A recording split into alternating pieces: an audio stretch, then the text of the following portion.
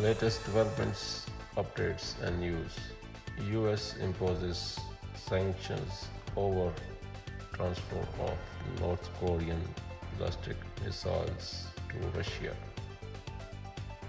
Voice of Overseas with Nasir. Subscribe my channel for further information and updates.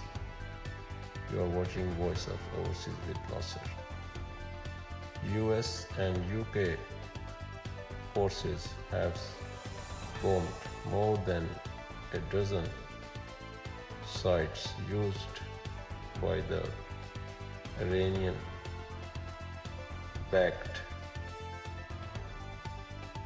UK and US launched strikes against Houthi-linked targets in Yemen. Further news and updates, subscribe my channel. Thank you for watching.